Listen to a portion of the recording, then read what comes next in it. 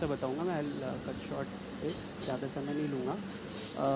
मेरे इंटरव्यू में इस बार 190 मार्क्स हैं और इससे पहले जब मैंने दिया था तो मेरे 151 थे।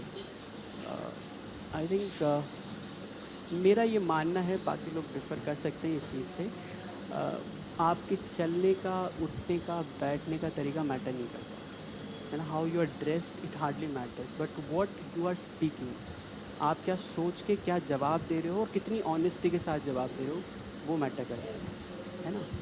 अ, जैसे मुझसे पहला क्वेश्चन पूछा था कि आपने जॉब क्यों छोड़ी, है ना।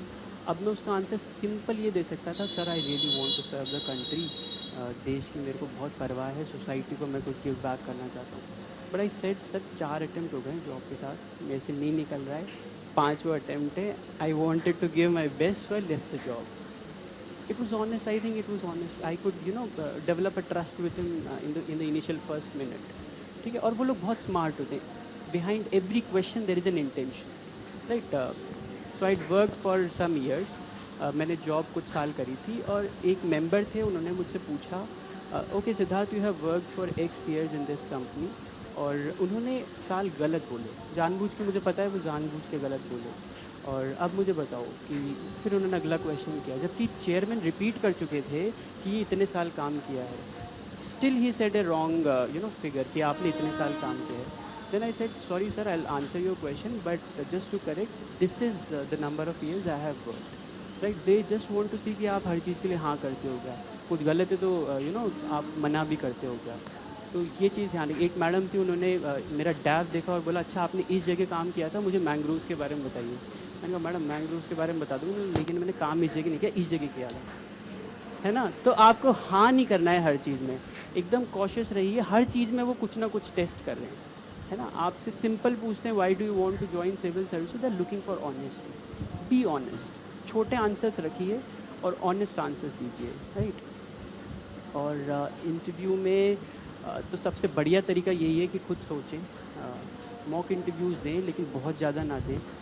जो मॉक इंटरव्यूज़ में आपको जो फीडबैक मिले, उसको बिल्कुल दिल से ना लगाएं, take them with a pinch of salt. बहुत सेल्फ क्रिटिकल ना हो और समस्याओं के बारे में खुद सोचें, अपने डैब को लेके बैठें और क्वेश्चंस करें, डेली क्वेश्चंस बनाएं कि और क्या पूछा जा सकता है, क्या पूछा जा सकता है। विश्वास मानिए 50-60% आपका इंटरव्यू उसी के आसपास घूमेगा जो आपने सोचा है, और आप सोच चुके होंगे तो अच्छे आंसर्स देंगे। तो इंटरव्यू में आई थिंक इतना ही है।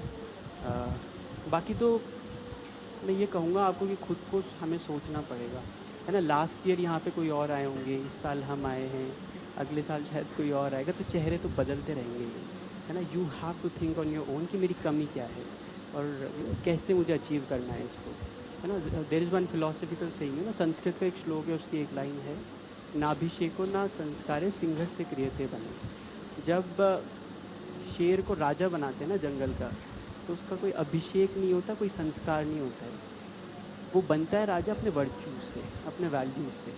तो हम कोई आपको कुछ नहीं सिखा सकते, आपको अपनी वैल्यूज़ वो बनानी पड़ेंगी, वर्च्यूज़ बनानी पड़ेंगी कि मुझे लक्ष्य है मेरा, ये मेरे को बनाना है। रास्ता अपने आप निकल जाएगा, गाइडेंस सब मिल जाएगी, मटेरियल भी बन जाएगा।